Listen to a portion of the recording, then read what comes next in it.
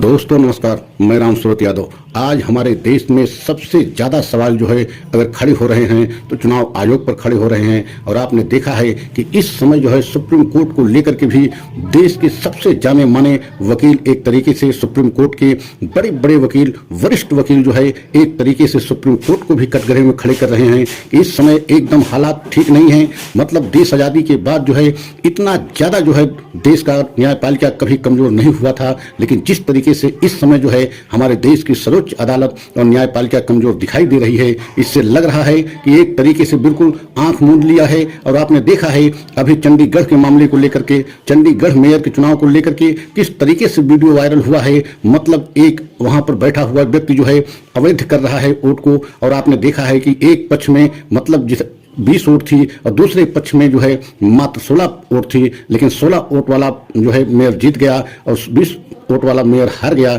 मतलब आप सोच सकते हैं उस वीडियो को लेकर के अब आम आदमी पार्टी ने सुप्रीम कोर्ट का दरवाजा खटखटाया है और सुनवाई के लिए चीफ जस्टिस ऑफ इंडिया तैयार भी हो गए हैं। लेकिन आज हम इसी पर इतना बड़ा सच का खुलासा कर रहे हैं कि क्या आज सुप्रीम कोर्ट और पूरे देश की न्यायपालिका भी कटघरे में खड़ी हो गई है। क्योंकि आपने देखा है कि इस समय सुप्रीम कोर्ट के बड़े बड़े वकीलों के नेतृत्व में पूरा सुप्रीम कोर्ट का भी घेराव किया जा रहा है। और आपने देखा है दुष्यंत दबे एक बहुत बड़े जो है वरिष्ठ वकील हैं और माने जाने वकील हैं, उन्होंने सुप्रीम कोर्ट पर बहुत सारे सवाल खड़ा किया और स्पष्ट कहा कि देश आजादी के बाद पहली बार देखा जा रहा है कि हमारे देश की न्यायपालिका इतनी कमजोर हो गई है।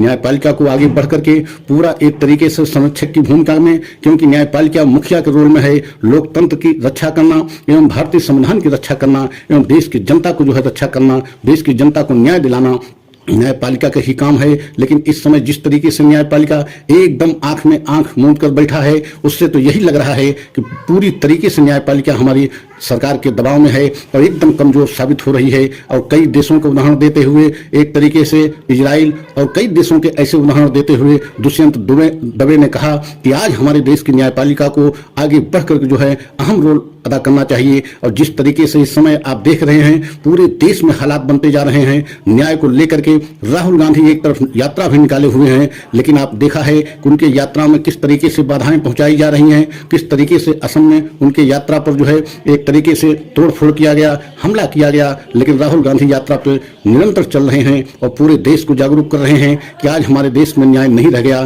तो इसी बात को लेकर के क्या हमारे देश से न्याय अब मिलना मुश्किल हो गया है। और दुष्यंत दबे जो बहुत बड़े वकील, जाने माने वकील कहे जाते हैं, उन्होंने सीधा जो है न्यायपालिका पर हमला करते हुए एक तरीके से न्यायपालिका को कटघरे में खड़ा किया है कि न्यायपालिका एक तरीके से देश का मुखिया होता है, लोकतंत्र की रक्षा करना, देश की जनता को न्याय दिलाना, संविधान की रक्षा करना न्यायपालिका का और खासकर सुप्रीम कोर्ट का रोल मतलब अहम रोल होता है। और मुखिया माना जाता है देश का, उसको एक मुखिया के तौर पर एक संरक्षक की भूमिका में, एक गार्जियंस की भूमिका में हमेशा रहना चाहिए। अगर सरकार गलत भी करे तो उसका स्वयं जो है जानकारी करके उस पर कोई न कोई अहम फैसला करना चाहिए। लेकिन इस समय देखा जा रहा है पूरी तरीके से न्यायपालिका भी एक तरीके से सरकार के क्या दबाव में है।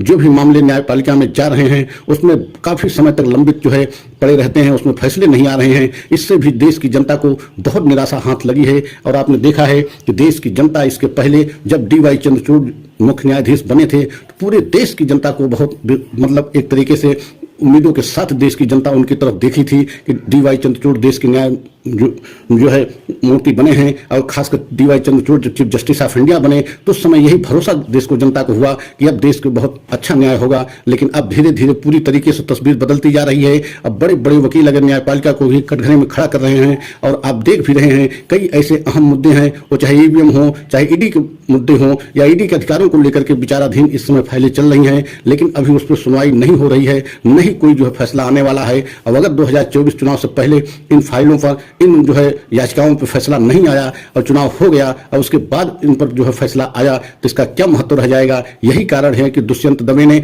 बहुत सारे सवालों को एक तरीके से खड़ा किया है कि जिससे पूरी तरीके से न्यायपालिका इस समय कटघरे में आ गई है और बड़े बड़े वकीलों के नेतृत्व में पूरा सुप्रीम कोर्ट का घेराव किया जा रहा है। आप समझ सकते हैं इसके पहले सुप्रीम कोर्ट के वकीलों ने इस तरीके से कभी जो है सुप्रीम कोर्ट के खिलाफ जो है हल्ला बोल या बगावत नहीं किया था। लेकिन इस समय आप देख रहे हैं चुनाव आयोग से मिलने के लिए, चुनाव आयोग को घेराव करने के लिए पूरी तरीके से सुप्रीम कोर्ट के सब वकील जो है सड़क पर जंतर मंतर पर आ गए हैं। तो आप समझ सकते हैं क्या पूरे देश में एक राष्ट्रीय जन आंदोलन छिड़ने की स्थिति आ गई है।